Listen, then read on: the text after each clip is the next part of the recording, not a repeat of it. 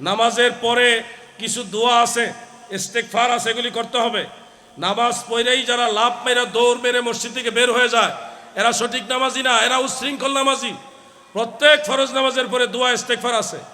সর্বপ্রথমেই বলতে হবে, কয়েকটা হাদিস আছে, একটা আছে আল্লাহু আকবার তাকবীর বলা, আরেকটা হাদিস আছে আস্তাগফিরুল্লাহ 3 বার বলা, এরপরে সুবহানাল্লাহ আলহামদুলিল্লাহ আল্লাহু আকবার 33 33 34 টোটাল 100 বার বলা। এরপরে আয়াতুল কুরসি পাঠের কথা আছে, সূরা ফালাক এবং নাস পাঠের কথা আছে, আরো অনেক নেক আমলের কথা আছে। ফরজ নামাজের বইগুলি আমল করবেন, দোয়া হাত তুলে দোয়া করবেন, এরপরে সুন্নত পড়বেন। আবু দাউদ শরীফের মধ্যে একটা হাদিস উল্লেখ, রাসূল পাক সাল্লাল্লাহু আলাইহি ওয়াসাল্লাম একবার নামাজ আদায় করলেন সাহাবাই কারামকে সাথে নিয়ে। নামাজের সালাম ফিরাইবার পরে একজন সাহাবী তিনি কি করলেন, সুন্নত পড়ার জন্য দাঁড়ায় গেলেন। বুঝানোর জন্য বলছি, ধরেন এশারের নামাজের ফরজ নামাজের সালাম শেষ, তখন সাথে সাথে ওই সাহাবী দাঁড়াইছে সুন্নত পড়ার জন্য। হযরত উমর রাদিয়াল্লাহু আনহু এই দৃশ্য দেখে ওই সাহাবীর কাঁধের মধ্যে হাত রেখে এভাবে চাপ দিয়ে ওনাকে জোর করে বসিয়ে দিলেন, ইজলিস বসো,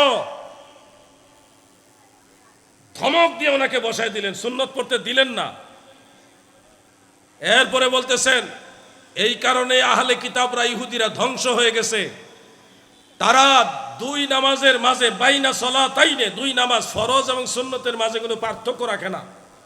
অর্থাৎ ফরজ সুন্নতের মাঝে দোয়া ইস্তেগফার পড়ে না, ডাইরেক্ট ইহুদিরা একসাথে নামাজ পড়তো, এই জন্য ইহুদিরা ধ্বংস হয়ে গেছে। এই কথা বলার পরে প্রিয় নবীজি হযরত উমরের কথা সমর্থন দিলেন। এই হাদিস থেকে আমরা কি শিক্ষা পাই? ফরজ নামাজে সালাম ফিরাইবার পরপরই সুন্নতের জন্য দাঁড়ানো যাবে না, দোয়া ইস্তেগফার এগুলি করে তারপরে সুন্নত পড়তে হবে। কথা বুঝতেছেন আপনারা? আমি যদি একজন ব্যক্তিকে সালাম ফিরাবার পরে ধরেন দাঁড়াইছে, আমি যদি তাকে জোর করে বসায় দেই, তাহলে সমাজের মধ্যে লাগবে একটা গন্ডগোল, যে হাদিস সাহেব সুন্নত পড়তে দেয় না, উনি সুন্নত বিরোধী। আসলে বিষয়টা ওটা না। রাসূল করিম সাল্লাল্লাহু আলাইহি ওয়াসাল্লামের সাহাবাই কারাম, হযরত ওমর ফারুক এরকম করেছে, সুন্নতের জন্য দাঁড়াইছে, ঠেকনা মেরে বসিয়ে দিয়েছে, বসো, দোয়া ইস্তেগফার করো তারপরে সুন্নত পড়ো, যদি না করে তাহলে ইহুদিদের মতো ধ্বংস হবে। এটা আবু দাউদ শরীফের হাদিস, সহিহ হাদিস। অতএব যারা সালাম ফিরাইবার পরে তাড়াহুড়া করে মসজিদ থেকে বের হয়ে যায় কিংবা সুন্নতের জন্য দাঁড়ায় যায়, এটা কখনোই বৈধ নয়, জায়েজ নয়। এগুলি ইহুদিদের সাথে সাদৃশ্যপূর্ণ কাজ। সুন্নি মুসলমান ফরজ নামাজের সালাম ফিরাইবার পরে বিভিন্ন দোয়া ইস্তেগফার করবে, এরপরে সুন্নত পড়বে, নফল পড়বে, অন্যান্য নামাজ পড়বে। কথা মনে থাকবে ইনশাআল্লাহ?